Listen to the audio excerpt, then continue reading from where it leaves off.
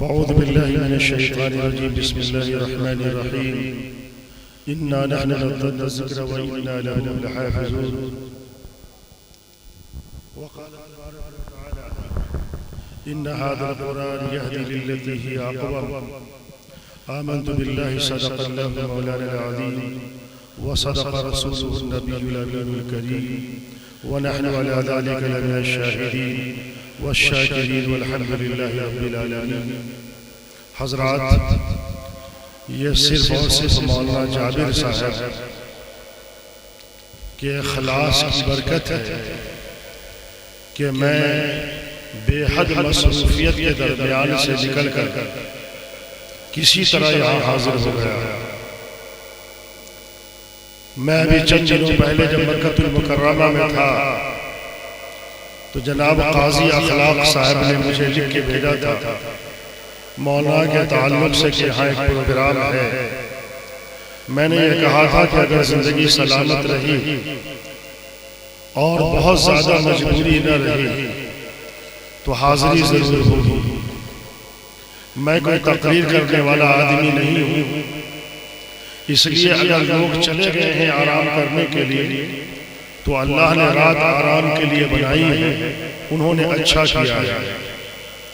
جو لوگ راتوں کو جاگ کر ملت کی فکر کرنے والے لوگ ہیں وہ اسٹیج پر تشریف رکھتے ہیں اور چند لوگ سامنے ہیں۔ انہی چند لوگوں کے ذریعے سے اللہ تبارک و تعالی ہمیشہ بڑا کام لیا کرتا ہے۔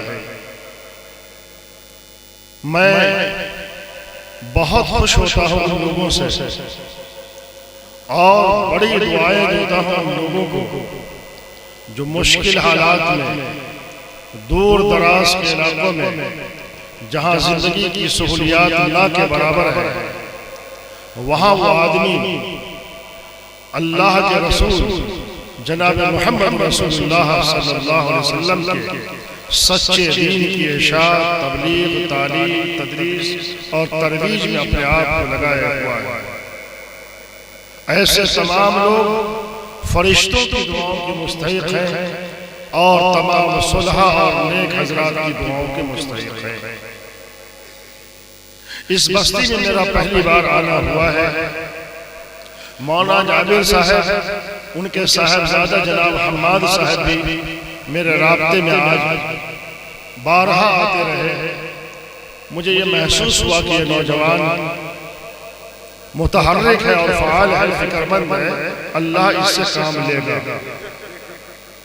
میری دعا اس نوجوان کے ساتھ ہے۔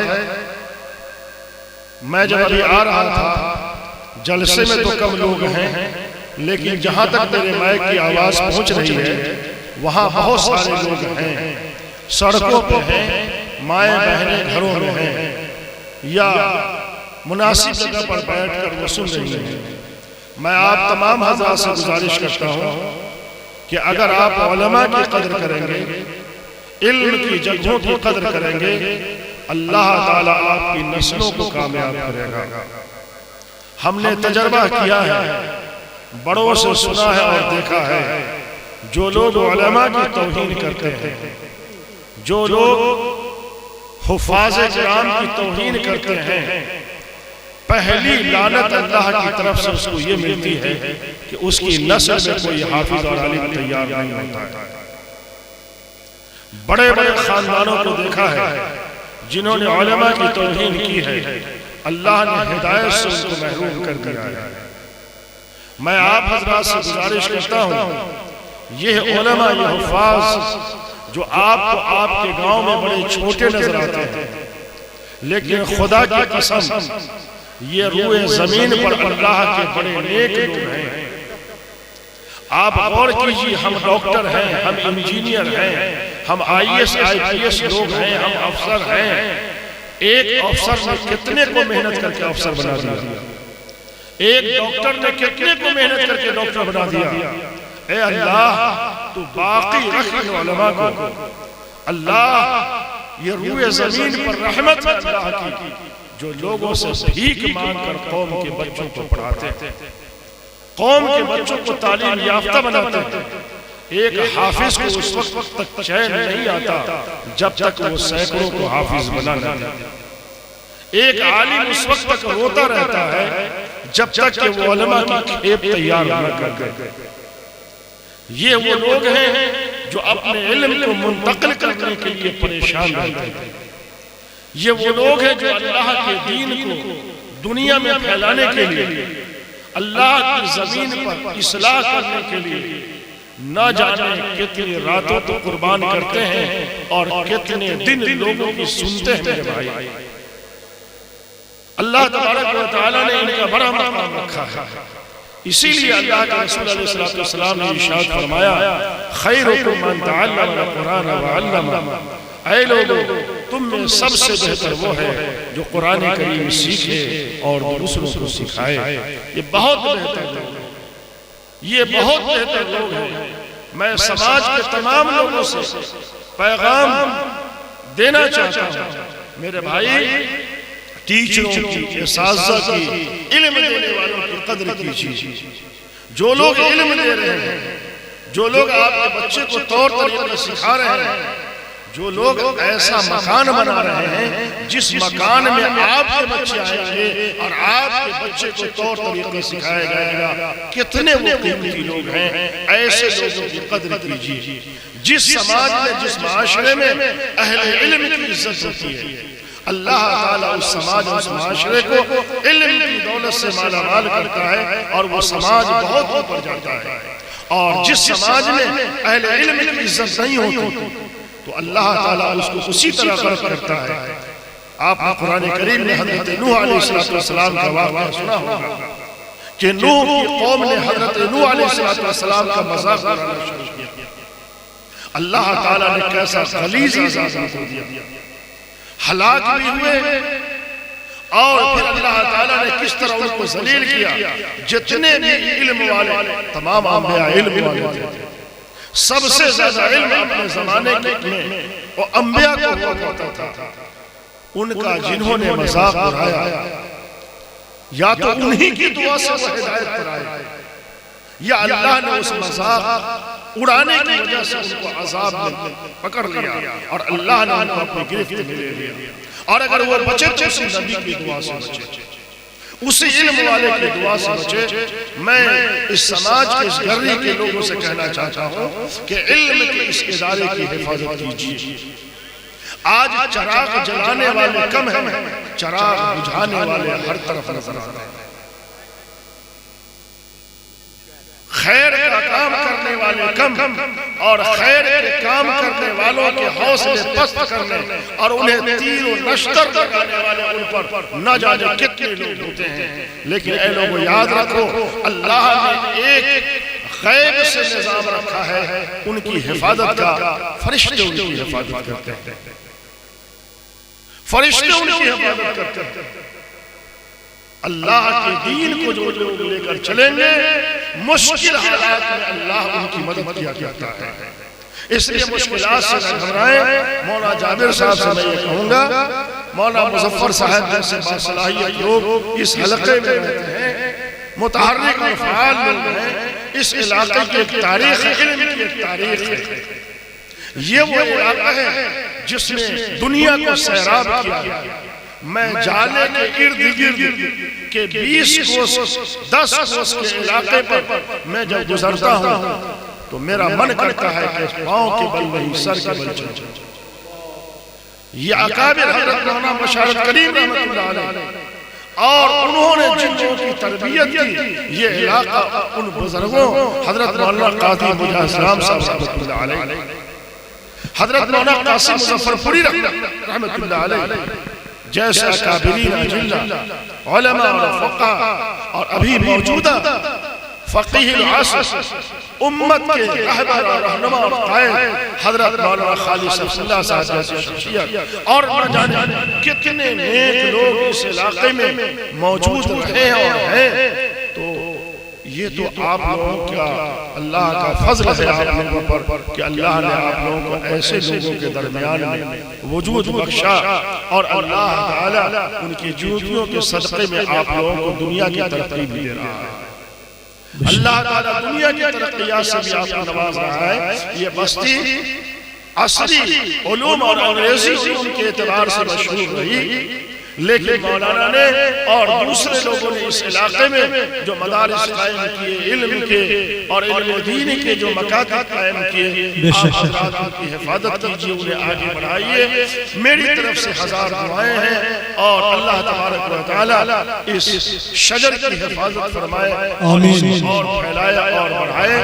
مدرسے کے کام کرنے والوں سے میں یہ کہوں گا، چند لوگ موجود ہیں، آپ کے سامنے ہمیشہ یہ بات آنی چاہیے. اللہ نے آپ کے لیے قرآن کریم میں فرمایا ہے وَاصْبِرْ عَلَىٰ مَا أَصَابَكَ إِنَّ ذَلِكَ مِنْ عَزْمِ الْأُمُورِ. آپ کو اس راہ میں پریشانیاں ہوں گی، دقتیں ہوں گی، کٹھنائیوں سے گزرنا ہوگا، تانے سننے پڑیں گے، ملامتوں سے گزرنا پڑے گا، نہ جانے کن کن راہوں سے آپ کو گزارا جائے گا، لیکن اللہ فرماتے ہیں وَاصْبِرْ، صبر کیجئے، صبر کیجئے. ان ذالک من عزم الامور. دین کی راہ پر چلنا کوئی آسان کام نہیں. یہ وہ لوگ کیا جاتے ہیں، لوگوں کے لیے ہادی وہ بنتے ہیں جن کو اللہ قلب دیتا ہے، جگر دیتا ہے اور قدم میں استقامت دیتا ہے. اللہ تعالیٰ ان کے حوصلے دیتا ہے اور پھر ان حوصلے اور اللہ پر توکل کی طاقت سے وہ آگے بڑھتے ہیں اور اللہ کی نصرت ہوا کرتی ہے. تو ہم لوگ تو اس دین کے ماننے والے، اس مذہب کے ماننے والے ہیں جہاں شروع ہی میں کہہ دیا گیا یؤمنون بالغیب، غیبی نصرت آپ کو ملے گی. ابھی مولانا میں مکہ المکرمہ سے جب مدینہ آ رہا تھا، بدر کے راستے سے گزرا، جب مقام بدر سے آگے بڑھے تو دیکھا کہ بالوں کا پہاڑ ہے، پہاڑ پر لوگ بہت چڑھے ہوئے ہیں، وہاں ہماری بھی بستی. میں نے لوگوں سے پوچھا یہ کیا ہے بھائی، یہ کون سی جگہ؟ حالانکہ میں مدینہ میں کافی دنوں رہا، میں اس جگہ نہیں پہنچ سکا تھا. لوگوں نے کہا کہ یہ جبل ملائکہ. میں نے کہا اس کی تشریح کیجیے. کہا کہ یہ وہی جگہ ہے جب بدر میں اللہ کے رسول دشمنوں کے درمیان گرے تھے تو اللہ نے آسمان سے فرشتے اتارے تھے. جبل ملائکہ تو میرے بھائی آسمان سے فرشتے اتارنے والا اللہ زندہ ہے. وہ میرا اللہ آج بھی ہے اور ہم اسی کی طاقت کے سہارے جیتے ہیں، اسی کے دین کو لے کر چلتے ہیں اور اسی کے دین کی تبلیغ و تشہیر میں ہم لگے ہوئے ہیں. یقیناً اللہ کی مدد ہمارے ساتھ ہوگی.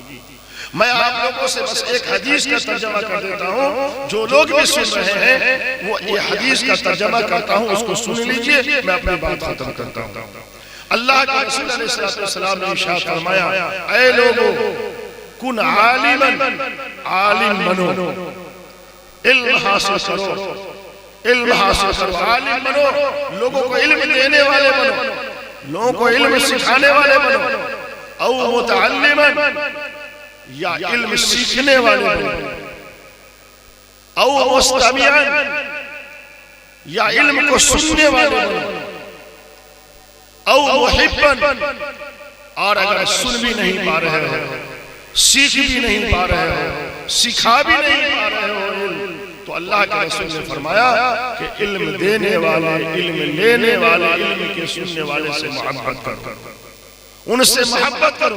اور اگلا جملہ اللہ کے رسول نے فرمایا وَلَا تَكُنْ الْخَامِسَ، اے لوگو پانچواں نہیں بننا، چار ہی بن کے رہنا. یا تو علم حاصل کر سکھاؤ، یا علم سیکھو، یا علم سنو، یا علم والوں سے محبت کرو. پانچواں مت بننا، پانچویں جماعت میں مت ہونا، پانچواں گروپ مت بنا لینا. آگے اللہ کے رسول نے فرمایا جو ایسا کرے گا وہ ہلاک ہو جائے گا، وہ ہلاک ہو جائے گا. پانچواں نہ بنو فتولی، ورنہ ہلاک ہو جاؤ گے. اے میرے بھائی علم حاصل کرنے والے بنو، علم کے سکھانے والے بنو، اہل علم سے محبت کرنے والے بنو، علم کے سننے والے بنو، اور اس چار کے علاوہ کوئی اور کھاتے میں ہمارا نام نہ آئے، ورنہ اللہ کے رسول نے فرمایا ہے کہ ہلاک ہو جاؤ گے. اللہ ہم سب سے ہلاکت سے بچائے اور اللہ تعالیٰ اس ادارے کی آپ سب کی ہم سب کی حفاظت فرمائے، اس امت کی اللہ حفاظت فرمائے. اس امت کے لیے دعائیں کیجیے جو حالات ہیں ملک کے دنیا کے امت کے لیے، امت کے علماء کے لیے، امت کے قائدین کے لیے، دینی ادارے چاہے چھوٹے ہو یا بڑے ہو، گاؤں کی چٹائی پر بیٹھ کر پڑھانے والا کوئی استاد ہو یا دارالعلوم دیوبند کا شیخ الحدیث ہو، سب کے لیے دعائیں کیجیے، سب کے لیے، سب قیمتی لوگ ہیں۔ اگر یہ چٹائی پر بیٹھ کر الف بے یا الف با پڑھانے والے لوگ نہ ہوتے تو ہم بخاری شریف بھی نہ پڑھ پڑتے۔ ان کی قدر کیجیے۔ ہم لوگ ان کو تو بڑا مولانا سمجھتے ہیں، میرا انتظار ہو رہا تھا، لیکن اس گاؤں کے مکتب کے میاں جی، مسجدوں کے ائمہ، لوکل علماء کی تلاش کرنے بھائی، ہم کو بڑی محنت سے تلاش کی ہو تب ہم آئے ہیں۔ یہ تو ہر وقت آپ کے درمیان ہے، یہ اللہ کی رحمت ہے۔ ان کی قدر کیجیے، ان سے فائدہ اٹھائیے۔ اللہ تعالی ہم سب کو شعور عطا فرمائے، اللہ علم والا بنائے، علم والے سے محبت کرنے والا بنائے، اللہ علمی اداروں کو قوت پہنچانے والا بنائے۔ جتنی طاقت جس کی ہے وہ طاقت لگا دیجئے اللہ کے دین کی اشاعت کرنے والے اداروں کو مضبوط کرنے میں۔ اللہ تعالی ہم سب کا محافظ، ناصر اور حامی ہو۔ وآخر دعوانا الحمدللہ رب العالمین۔